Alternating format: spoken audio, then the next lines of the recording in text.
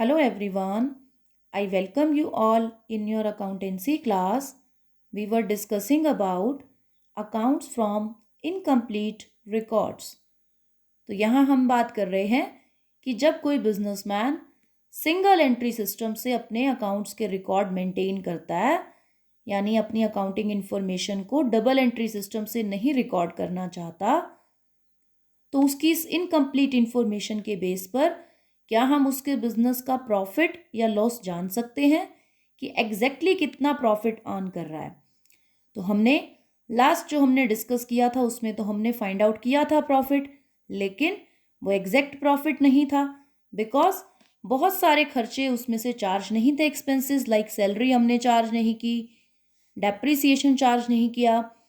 अगर कोई ऐसा डेटर है जिसने अमाउंट आपको देने से ही मना कर दिया, बैड डेट हो गई यानी डूब गया पैसा, तो बैड डेट भी हमने चार्ज नहीं किए थे। अगर आपको अपने डेटर्स के ऊपर डाउट है कि वो आपको पेमेंट नहीं देंगे इन फ्यूचर में भी, तो उसके लिए हम बना लेते हैं एक provision. That provision is called provision for doubtful debts. Means कि अगर मेरे डेटर्स हैं 20,000 के, मुझे डाउट है कि भाई 10% तो शायद मुझे पेमेंट ना ही करें, डूब जाए, तो 2,000 रुपीज़ को हम ना लॉस एडवांस में ही मान के चलते हैं। ठीक है, तो इसको भी आपने अपने प्रॉफिट में से ही चार्ज करना है कि भाई प्रॉफिट कम हो जाएगा। फिर उसी तरह से सैलरी पे की, रेंट पे किया, डेप्रिसिएशन जो है वो आपका चार्ज हुआ, उससे भी प्रॉफिट कम हो जाएगा। तो वो सब भी अब प्रॉफिट में से चार्ज करना होगा। आपको कुछ और इन्फॉर्मेशन देगा तो आप प्रॉफिट फाइंड आउट करने के बाद जो है उसमें से ये सब चार्ज करोगे। अब हम बाद में चार्ज कर रहे हैं ये सब, जबकि ओरिजिनली तो प्रॉफिट लॉस अकाउंट अगर बनाते डबल एंट्री सिस्टम से तो ये सब पहले ही चार्ज हो जाता, देन प्रॉफिट निकल करके आता। बट क्योंकि ये इनकम्प्लीट इन्फॉर्मेशन के बेस पर रिकॉर्ड है, तो प्रॉफिट फाइंड आउट करने के बाद ये सब हम एक्सपेंसेस या फिर कोई लॉस है तो उसको चार्ज करेंगे। तो इससे रिलेटेड एक सम है हमारे पास। ये कहता है कि Pawan Kumar keeps incomplete records the statement of affair of his business as at जो है 1 अप्रैल 2016, यानी ओपनिंग बैलेंस शीट आपको जो है वो गिवन है, तो इट मीन्स ओपनिंग कैपिटल भी आपको गिवन है। क्लोजिंग बैलेंस शीट के रिगार्डिंग आपको डेटा गिवन है एसेट्स का और लाइबिलिटीज का। नेक्स्ट आपको कहता है कि ही विड्रू 30,000। अब यहाँ पे आके एकदम से ये नहीं सोच लेना कि चलो ड्राइंग ही है, ये पूरा पढ़ना है कि 30,000 उसने विड्रॉ किए क्यों हैं। Out of which he spent 18,000 for purchasing a scooter for business, यानी उसने बिजनेस के लिए स्कूटर खरीदा, पर्सनल यूज के लिए नहीं खरीदा।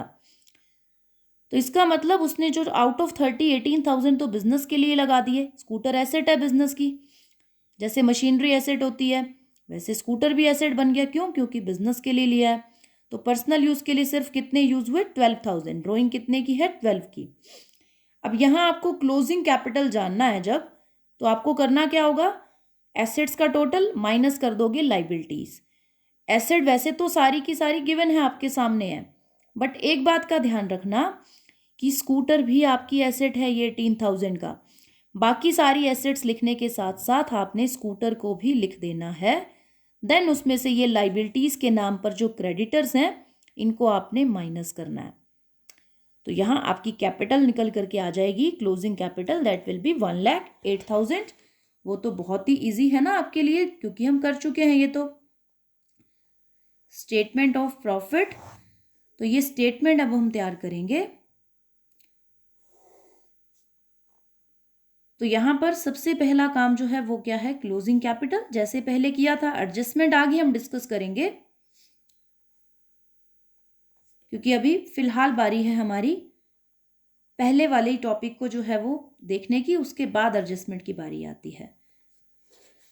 तो आपके पास जो है वो ड्राइंग्स जो है वो कितना है? 30 में से 18 माइनस करो, तो इस बार की जो ड्राइंग्स हैं ऐड होने के लिए वो है 12,000 की। And the here will be the amount 1,20,000। Then अब लेस करोगे इसमें से आप ओपनिंग कैपिटल, क्योंकि उसने कुछ एडिशनल कैपिटल लगाई ही नहीं कि हम जो है उसको लेस करते।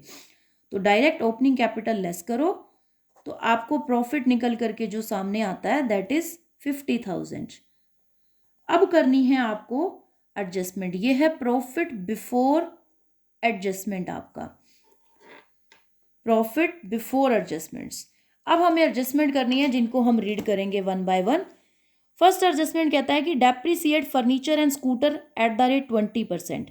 फर्नीचर और स्कूटर को जो है वो 20% से डेप्रिसिएशन लगाना है। स्कूटर पे 20% लगेगा तो कितना लग जाएगा आपके पास, 18,000 के ऊपर आपको जो है वो 20% लगाना है, 3600। फर्नीचर जो है वो आपको कितने का अमाउंट से गिवन है वो देखो आप। फर्नीचर है हमारे पास, हमारी करंट जो है वो आपकी करंट ईयर की जो बैलेंस शीट की जो है आपके पास आइटम्स, वहाँ पर आपको फर्नीचर का अमाउंट देखना है, दैट इज 8,000 रुपीज़। तो यहाँ 20% आप लगाएंगे, दैट विल बी 1,600 रुपीज़।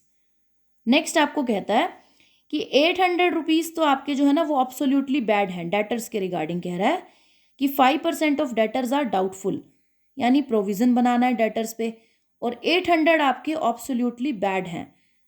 तो पहले तो बैड डेट्स को माइनस कर दो जो ऑलरेडी डूब गया। अब जो डेटर्स रह गए उनके ऊपर 5% से प्रोविजन आपको जो है वो बनाना है, और 5% प्रोविजन आपको बनाना है बिल रिसीवेबल पर। ये सब चीजें प्रॉफिट में से चार्ज होंगी। तो सबसे पहला काम चार्ज होंगी का मतलब लेस होंगी। डेप्रिसिएशन लगा दें पहले तो, मोस्ट इजीएस्ट वन कि आपको जो है वो 20% जो है वो बस कैलकुलेट करना था। 1,600 ऑन फर्नीचर और स्कूटर के ऊपर 3,600 रुपीज़। नेक्स्ट है बैड डेट्स, ये भी आपके लिए जो है वो एक लॉस है, 800 रुपीज़ के हुए हैं बैड डेट्स। अब बनाना है प्रोविजन फॉर डाउटफुल डेट्स। तो हमारे पास जो डेटर्स गिवन थे आपकी करंट ईयर की बैलेंस शीट में वो थे 21,000 के, उसमें से लेस करोगे 800 रुपीज़ जो बैड डेट्स हुए, तो ये रह जाएंगे 20,200 के। इसके ऊपर आपने 5% से जो है वो प्रोविज़न क्रिएट करना है, तो प्रोविज़न आपका क्रिएट हो जाएगा 1,1010 रुपीज़ का। नेक्स्ट जो प्रोविज़न बनाना है आपने, वो आपने बनाना है बिल रिसीवेबल के लिए। तो बिल रिसीवेबल आपके जो है वो कितने के गिवन थे आपको वो देखें आप। तो 4,000 रुपीज़ के गिवन थे, 5% के अकॉर्डिंग 200 का आपका जो है वो प्रोविज़न तैयार हो जाएगा। अब ये प्रोविज़न जो आप बना रहे हो ना, जब इन एसेट्स को शो करोगे, जिस एसेट के ऊपर प्रोविज़न बनाया वो एसेट को उतने से कम करके शो करना है, या फिर इस प्रोविज़न को लाइबिलिटी साइड में शो करना है जब हम नई हमारी स्टेटमेंट ऑफ अफेयर बनाएंगे। बैलेंस शीट की जगह स्टेटमेंट ऑफ अफेयर बना रहे हैं ना, तो वो अब ये टोटल कर दो आपके पास, तो ये टोटल आपको मिल जाएगा अमाउंट यहाँ पर 7,210। ये प्रॉफिट में से आप जो है वो अमाउंट चार्ज कर दोगे एंड यू विल गेट 42,790, यानी 42,790। ये आपका जो है वो आपको निकल करके आएगा नेट प्रॉफिट या प्रॉफिट आफ्टर एडजस्टमेंट्स। अब अगर आपको कोई यहाँ पर आउटस्टैंडिंग एक्सपेंस दिया होता तो उसको हम प्रॉफिट में से माइनस करते, प्रीपेड दिया होता तो उसको प्रॉफिट में ऐड कर देते कि भाई इस साल का नहीं है, एडवांस पे हो चुका है तो इसीलिए ऐड कर दो। अब आपको अगर बोले कि भाई फ्रेश आपने जो है वो बैलेंस शीट बनाना है, बैलेंस शीट मतलब स्टेटमेंट ऑफ अफेयर बनाना है, फाइनल स्टेटमेंट ऑफ अफेयर, तो इजीली आप बना सकते हो। जो भी एसेट्स आपको जो है वो गिवन थी, उन एसेट्स को आपने जो है ना अब अपडेट कर देना है कि मेरे पास जो भी एसेट्स गिवन थी, अगर डेप्रिसिएशन लगा है, अब कैश है आपके पास या फिर कैश एट बैंक है, वो बैलेंस तो आपके जो है वो अनअफेक्टेड हैं। बाकी के एसेट्स लाइक हमारा जो है BR बिल रिसीवेबल 4,000 का था, उसके ऊपर हमने 200 का 5% से डेप्रिसिएशन बनाया। या तो 4,000 में से यहाँ ये प्रोविजन लेस करके शो कर दो, या फिर जो है आप इसको इस प्रोविजन को आप जो आपने बिल रिसीवेबल के ऊपर बनाया और जो आपने डेटर्स पे बनाया उसको लाइबिलिटी साइड में शो करो। दोनों ही तरीके ठीक हैं। तो अगले वाले प्रोविजन को मैं शो करूंगी लाइबिलिटी साइड पे। डेटर्स जो हैं आपके पास गिवन थे 21,000 के, लेस हो गए आपके बेड डेट्स 800 रुपीज़ के जो हुए, तो 20,000 आपके पास 200 रुपीज़ की अमाउंट रह गई। इसको मैं यहाँ शो कर देती हूँ ताकि आपको दोनों तरीके समझ में आ जाए कि लाइबिलिटी साइड पे प्रोविजन शो करना है तो फिर एसेट में से उस प्रोविजन को माइनस नहीं करना। बैड डेप्ट माइनस किया मैंने, प्रोविजन नहीं माइनस किया। प्रोविजन फॉर डाउटफुल डेट्स, तो ये प्रोविजन हमारा बना था 1010 रुपीज़ का। और लाइबिलिटी साइड के क्रेडिटर्स जो थे वो हमारे करंट ईयर के थे 18,000।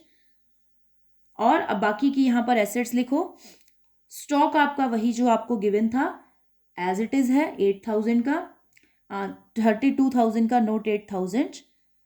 फर्नीचर हमारा 8 का था, उसके ऊपर हमने लेस करके लगाया है डेप्रीसिएशन, और डेप्रीसिएशन था 1,600, तो आपका जो फर्नीचर है वो रह गया 6,400 का। नेक्स्ट हमारे पास जो है वो था स्कूटर। स्कूटर जो है आपका 18 का था और उसके ऊपर डेप्रिसिएशन लगा था 3,600, तो स्कूटर की वैल्यू रह गई थी 14,400। प्लांट एंड मशीनरी, इसके ऊपर कोई डेप्रिसिएशन लगाने को बोला नहीं, तो वही की वही अमाउंट है इसकी। अब आपकी इसकी खासियत यह है कि दोनों साइड इक्वल आने चाहिए। अगर दोनों में इक्वालिटी नहीं है तो इट मीन्स कोई ना कोई मिस्टेक है। एसेट साइड का टोटल करोगे जब आप, यू विल गेट 1,18,790। और यहाँ अभी हमें फर्दर काम करना है। कैपिटल आपको जो ओपनिंग गिवन थी वो थी 70,000 की। ओपनिंग कैपिटल लेनी है, एंडिंग नहीं, क्योंकि एंडिंग बैलेंस शीट को तो हम दोबारा से बना रहे हैं। ऐड कर दो इसमें नेट प्रॉफिट जो कि आपका अभी अभी आपने फाइंड आउट किया है 42,790। लेस कर दो ड्रॉइंग्स, और अगर कोई आपने एडिशनल कैपिटल लगाई है तो उसको आपने ऐड करना था। तो यहाँ आपके पास अमाउंट आ जाएगा 1,0790 और टोटल करोगे 1,18,790। तो यहाँ पर आपके पास जो है ये जो प्रोविज़न है इसको आपने जो है वो, अगर ये अमाउंट हमें लेना है तो ये प्रोविज़न आप यहाँ से जो है वो डेप्रिसिएशन जो आपके डेटर्स हैं उसमें से माइनस करके भी शो कर सकते हो, और माइनस करके शो करोगे तो अमाउंट आपका हो जाएगा 19,190। उसके अकॉर्डिंग जो है आपके ये बैलेंस शीट के टोटल मैच हो जाएंगे। ये आपको मैंने यहाँ जो है वो एग्जाम्पल के लिए शो कर दिया कि लाइबिलिटी साइड पे भी आप शो कर सकते हो, लेकिन फ़िलहाल जो हम लेंगे अमाउंट वो ले लेंगे आपके डेटर्स में से इसको माइनस करके। तरीके दोनों राइट है, जैसे भी शो करना चाहो, बट अगर आप इसको लाइबिलिटी साइड पे शो करोगे तो बैलेंस शीट के टोटल आपको दोनों साइड के कुछ और मिलेंगे, यानी 1,010 रुपीज़ जो है वो ऐड हो जाएंगे दोनों तरफ। वो एज जो है यू विश कि आप कैसे शो करना चाहेंगे। That's all for today. Thank you so much.